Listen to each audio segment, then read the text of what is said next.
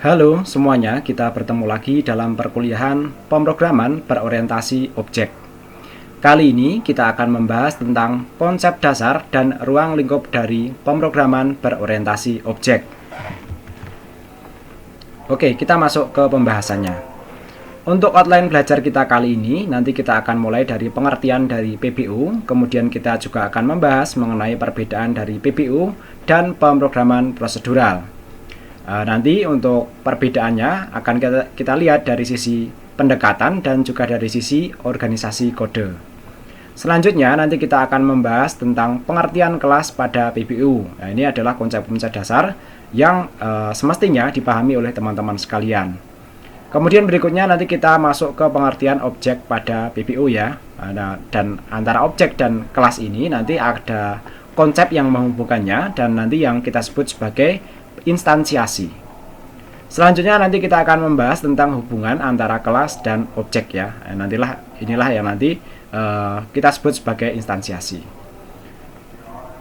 Pembelajaran kemudian kita lanjutkan dengan pengertian dari enkapsulasi pada PBU. Ini konsep yang berbeda ya, dan ini seringkali diunggulkan ya dalam konsep PBU. Kemudian pembelajaran kita lanjutkan dengan pengertian pewarisan dan inheritance pada PBU. Nah, ini nanti ada hubungannya ya dengan pengertian dari organisasi kode pada PBU ya. Selanjutnya, ini yang unik dalam PBU dibandingkan bahasa pemrograman lainnya, yaitu nanti ada polimorfisme pada PBU ya. Kemudian pembelajaran kita lanjutkan dengan pengertian abstraksi pada PBU ya. Ini meringkas ya kode-kode dari PBU ya. Kemudian pemrograman kita lanjutkan dengan pengertian pola desain ya. Untuk pola desain ini merupakan materi tambahan ya. Ini sifatnya hanya sebagai pengetahuan saja ya. Sedangkan lebih lanjutnya tidak kita pelajari pada mata kuliah ini. Kemudian kita lihat nanti ada contoh pola desain pada PBU juga ya. Dan yang terakhir ini adalah tujuan dari konsep PBU ya. Oke, kita lanjut. Kita mulai pembelajaran kita dari pengertian pada PBU. Oke, mari kita lihat dulu pengertian secara harfiahnya ya. PBU ini adalah singkatan dari pemrograman berorientasi objek ya, atau dalam bahasa Inggrisnya Object Oriented Programming. PBU adalah paradigma pemrograman yang berfokus pada konsep objek, yang memungkinkan pengorganisasian kode program ke dalam bentuk objek-objek yang merepresentasikan entitas nyata atau konsep dunia nyata ya. Jadi konsep dari PBU itu adalah objek-objek ya, yang nantinya itu dibentuk dari sebuah kelas. Nanti akan kita pelajari lebih lanjut. Dalam pemrograman berorientasi objek ya, program dibangun dengan menggunakan kelas dan objek ini. Jadi inti dari PBU sebenarnya kelas dan objek ya. Kemudian nanti dalam perkembangannya akan ada konsep-konsep yang lainnya yang mungkin lebih lanjut ya. Kelas ini adalah blueprint atau cetak biru yang mendefinisikan struktur, perilaku, dan atribut yang dimiliki oleh objek ya. Jadi pada dasarnya kelas ini merupakan sebuah cetakan ya. Di sini disebutkan sebagai cetak biru ya. Namun demikian nanti dalam penerapannya ya dalam Java ya, semua objek pun nanti akan dikelola di dalam kelas ini ya. Sementara itu ya objek ini adalah instansi ya atau bentuk nyatanya dari cetakan-cetakan dalam sebuah kelas itu nanti bentuknya ini adalah objek ya. Yang mewakili entitas nyata ya dan memiliki kemampuan untuk berinteraksi satu sama lain melalui metode ya. Jadi nanti dalam kelas itu akan ada properti dan ada metode ya. Dan di mana ketika nanti kita membuat objek dari kelas tersebut maka kita akan bisa menggunakan metode-metode dan properti-properti yang ada di dalam kelas yang itu ya, yang dijadikan yang diinstansiasi sehingga nanti akan terbentuk objek ini ya. Jadi urutannya ya, nanti dari kelas ya, kemudian ada proses instansiasi, kemudian nanti terbentuk objek ya, sehingga nanti kita bisa menggunakan di sini metode ya ataupun nanti properti ya. Nah, berikutnya kita bahas mengenai perbedaan PBU dan pemrograman prosedural. Ini seringkali menjadi kajian dalam berbagai mata kuliah ya. Karena dianggap PBU itu merupakan evolusi atau bentuk perubahan dari pemrograman prosedural ya. Kita lihat dulu perbedaannya dari sisi pendekatan ya. Untuk PBU fokus pada konsep objek dan interaksi antar objek ya. Program dalam PBU dibangun dengan menggunakan kelas dan objek. yang merepresentasikan entitas nyata atau konsep dunia nyata. Jadi intinya PBU itu nanti sebenarnya ya pembungkusan ya sebuah metode atau perilaku dari kelompok kode ya. Kemudian nanti bisa kita terapkan ya dalam objek-objek yang nantinya diinstansiasi dari kelas tersebut.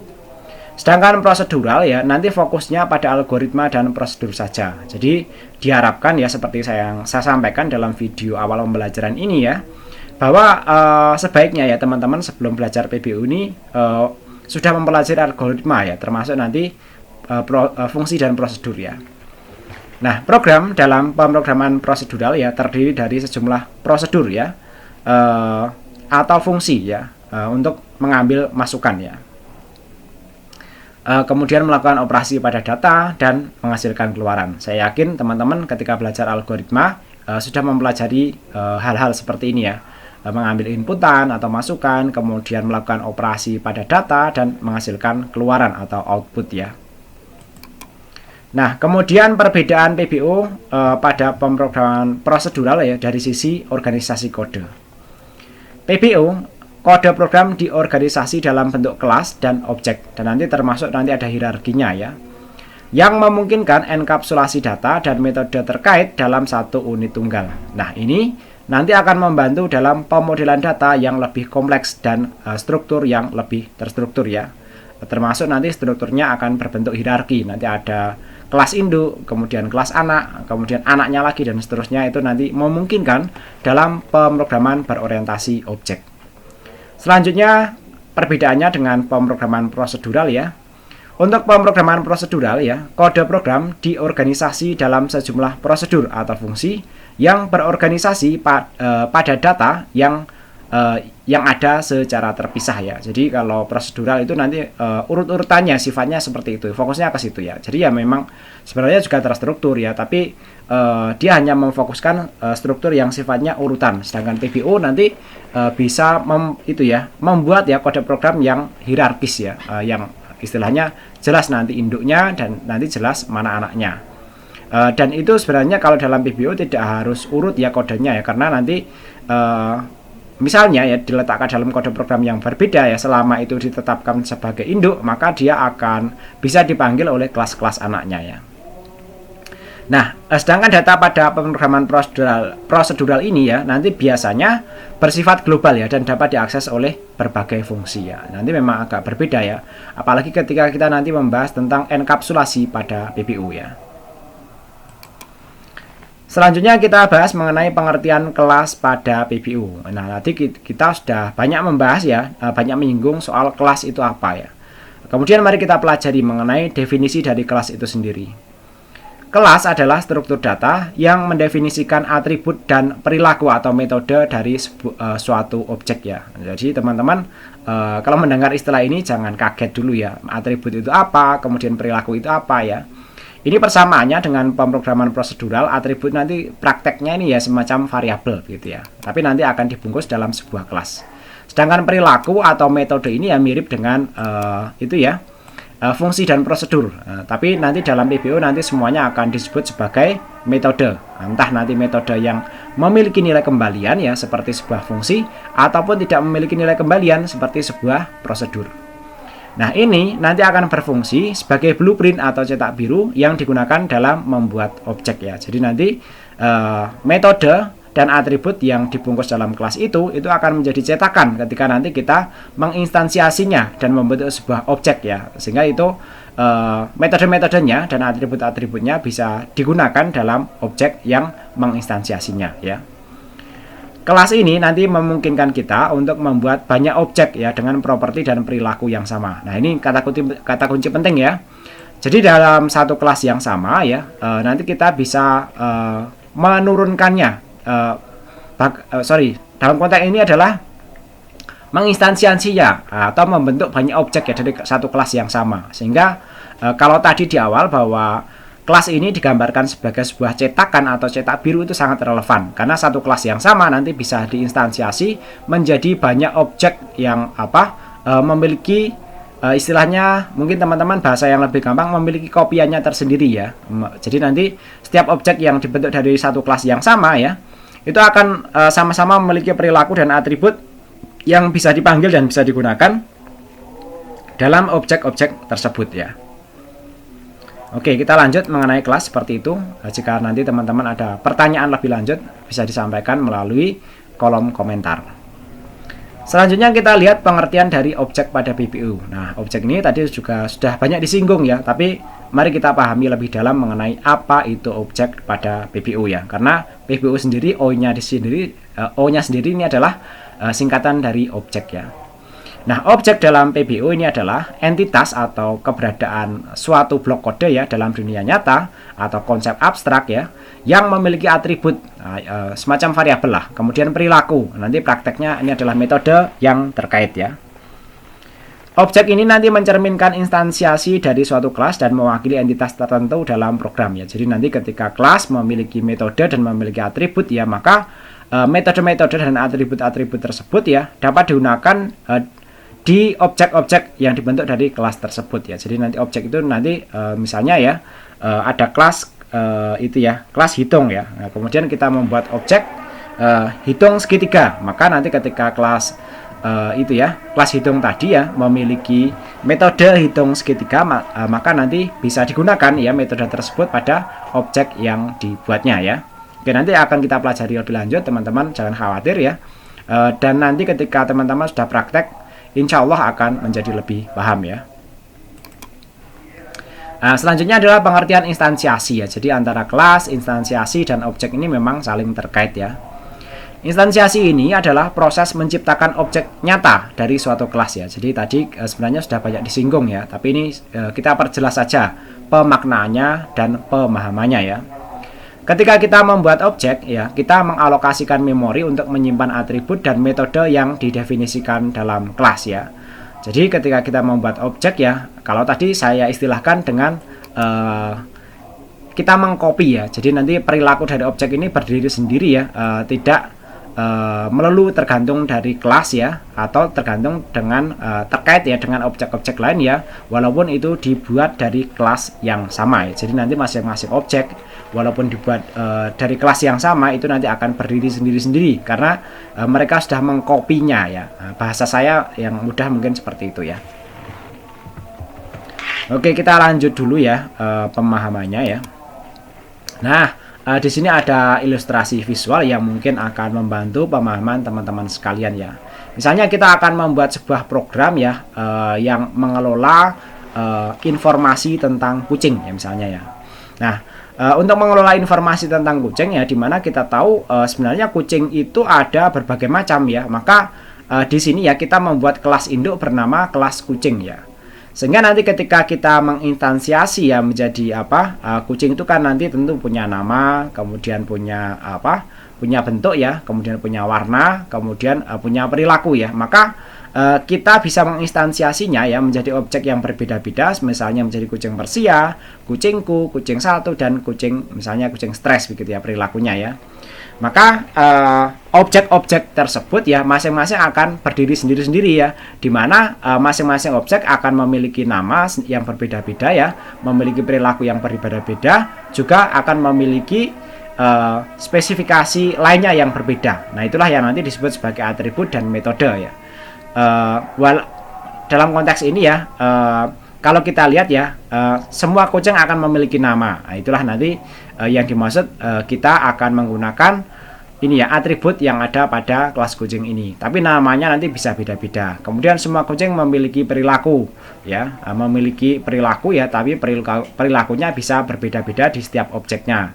Kemudian setiap kucing juga memiliki kondisi, mungkin ada yang sehat, kurang sehat ya, dan lain sebagainya. Dan nanti itu ya programnya ya, bisa diisi dengan berbagai jenis kondisi kucingnya. Nah, proses dari membuat kelas sehingga menjadi objek itu nantilah yang disebut sebagai instansiasi ini ya. Oke, kita lanjut pembahasannya mengenai enkapsulasi pada PBU ya. Enkapsulasi adalah konsep dalam PBU yang menggabungkan atribut dan metode terkait menjadi satu unit atau satu objek ya, dan menyembunyikan detail implementasi dari dunia luar. Jadi konsep dari PBU ya, suatu kelas ya itu nanti atau suatu metode ya, nanti mungkin ya untuk istilahnya disembunyikan detailnya dari dunia luar. Jadi sehingga nanti ketika kode program kita diinteraksikan dengan kode program yang lainnya, itu nanti kode program yang lainnya tidak perlu tahu detail apa yang ada di dalam kelas yang itu ya, misalnya kelas induknya begitu ya, tidak perlu tahu. Dengan seperti itu maka kemungkinan crash nama variabel, kemudian crash nama metode itu nanti lebih kecil ya, karena mereka tidak peduli ya dengan apa yang terjadi pada kelas yang diinstansiasinya itu ya. Kemudian dari sisi keamanan nanti juga akan lebih aman juga kalau kita misalnya menginteraksikan kode kita ya dengan kode-kode yang mungkin di-create oleh orang lain ya. Nah, dengan seperti itu maka konsep PBU ini juga akan meningkatkan keamanan dari kode program kita ya. Nah, ini nanti dapat dicapai dengan menggunakan hak akses. Nanti ada pilihan, ada public ya, kemudian ada private, kemudian ada protected ya pada atribut ataupun metode. Nanti akan kita bahas lebih lanjut ya. Hak akses private ya, nanti memungkinkan untuk membatasi akses langsung dari luar kelas ya. Sebenarnya bawaannya nih ya public ya, bisa diakses ya. Tapi nanti dalam kondisi tertentu nanti kita bisa mengaturnya menjadi private ataupun protected ya. Hak akses private ini ya nanti memungkinkan perubahan pada data atau perilaku objek hanya dilakukan melalui metode publik yang ditentukan. Jadi nanti detailnya itu disembunyikan ya dan hanya bisa diakses oleh metode yang itu ya yang dijadikan sebagai publik pada suatu kelas ya, sehingga nanti kode-kode programnya tidak terekspos ya dan bisa kemungkinan mungkin bisa itu ya bisa dilacak, kemudian bisa mungkin dimanipulasi oleh orang lain ya kalau semuanya terekspos ya, tapi hanya kode-kode tertentu saja ya. Nah, selanjutnya kita bahas mengenai pengertian pewarisan. Nah, pewarisan itu nanti dalam bahasa Inggris ya kita sebut sebagai inheritance ya. Pewarisan ini adalah mekanisme yang memungkinkan kita membuat kelas baru atau kelas turunan berdasarkan kelas yang sudah ada. Nah, nanti dengan ini memungkinkan kode program kita terbentuk secara hierarkis ya. Nanti ada kelas induk, kemudian kelas anak, kemudian kelas anaknya lagi ya, sehingga strukturnya menjadi bisa lebih hierarkis.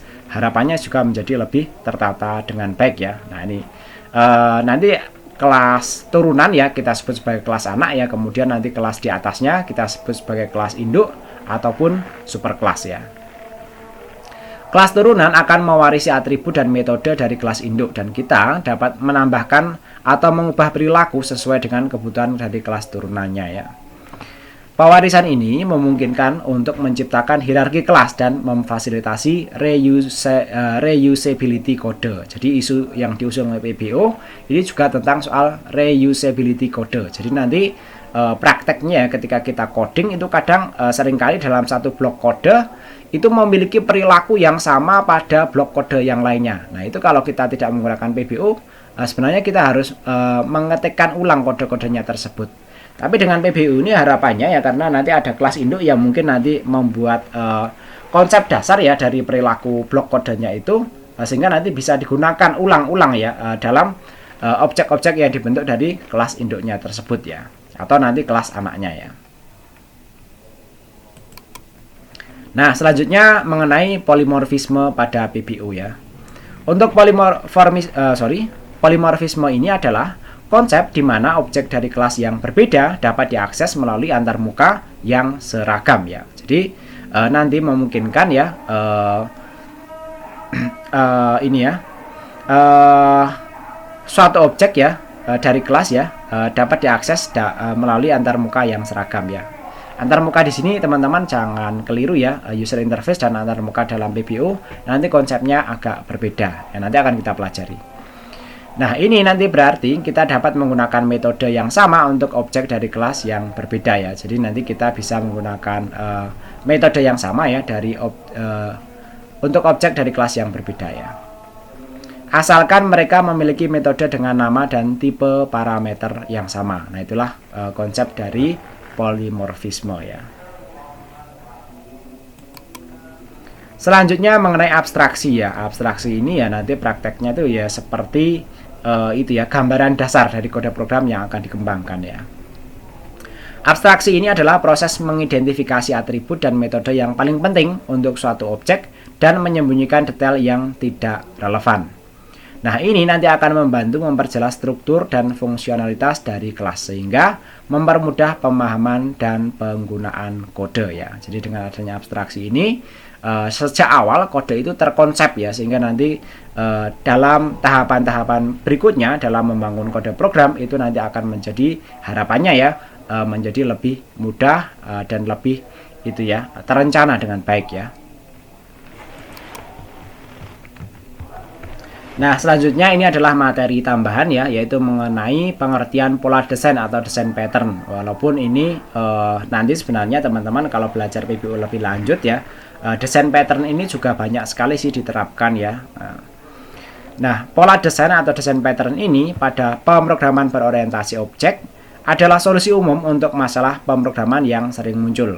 Pola desain membantu mengatasi tantangan desain perangkat lunak dengan menyediakan pendekatan teruji dan terbukti untuk mengorganisasi kode, meningkatkan fleksibilitas dan mengurangi kompleksitas ya. Jadi walaupun kita sudah mengenal konsep PBO ya, sekarang sebenarnya juga berkembang ya desain pattern ini ya untuk meningkatkan itu ya kerapian dari organisasi kode ya. Jadi memang konsep PBO dan desain pattern ini ya fokusnya ke organisasi dari kode. Pola desain pada PBO mencakup sekumpulan aturan dan praktik yang telah terbukti efektif dalam situasi tertentu. Mereka bukanlah kode yang siap pakai, tetapi lebih merupakan panduan untuk rekomendasi untuk merancang solusi perangkat lunak yang lebih baik dan mudah di-maintain ya. Jadi nanti pada prakteknya ya, pada PBO lanjut itu biasanya kita akan mengenal yang namanya framework atau kerangka kerja. Di sana ya kita sebenarnya diatur ya menggunakan itu ya mengcoding ya dengan pola-pola tertentu ya. Tapi nanti itu akan kita pelajari dalam perkuliahan yang lainnya. Nah, pola-pola ini nanti akan membantu mengatasi masalah umum dalam desain perangkat lunak dan dapat membantu menghasilkan kode yang lebih terstruktur, mudah dimengerti dan mudah di-maintain. Namun penting untuk memahami konteks dan persyaratan spesifikasi proyek sebelum menerapkan pola desain tertentu ya. Jadi nanti kita lihat juga ya proyek apa yang sedang kita kerjakan dan pola desain seperti apa yang relevan ya. Nah, beberapa contoh pola desain yang mungkin banyak dikenal ya di kalangan pemrograman ya. Yang pertama pola desain kreasional. Nah, itu nanti ada subnya yaitu singleton. Ini membatasi sebuah kelas agar hanya memiliki satu instansi atau objek saja. Kemudian factory method ya, ini menggunakan metode abstrak untuk membuat objek ya. Kemudian membiarkan subkelas memutuskan kelas mana yang harus diinstansiasi. Jadi memang ada dua macam ini ya. Kalau ini ketat ya, satu kelas hanya satu instansi, sedangkan yang ini agak bebas ya.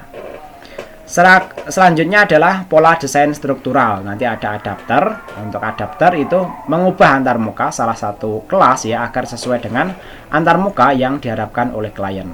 Kemudian yang lainnya dari desain struktural ini ada dekorator. Untuk dekorator ini nanti menambahkan perilaku tambahan pada objek secara dinamis ya. Nah, nanti kurang lebih seperti itu.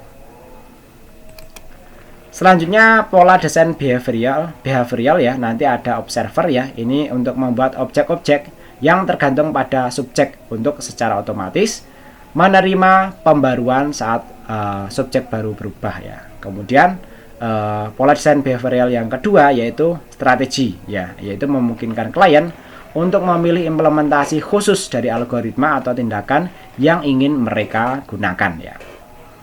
Selanjutnya adalah pola desain arsitektural dan ini nanti yang akan kita pelajari. Jadi nanti teman-teman kalau kebetulan ya dalam mata kuliah yang menggunakan framework ya bertemu dengan saya lagi, itu nanti kita akan menggunakan konsep model view controller ini. Dan ini saya kira menjadi hal yang sangat populer dalam berbagai framework pemrograman, termasuk framework yang berkembang untuk Java ataupun framework yang berkembang untuk bahasa pemrograman lain seperti PHP ataupun Python ya.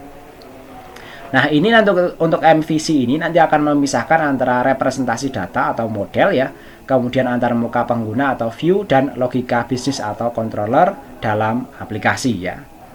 Nah, nanti akan kita pelajari lebih lanjut ya. Selanjutnya mengenai tujuan konsep pemrograman berorientasi objek ya.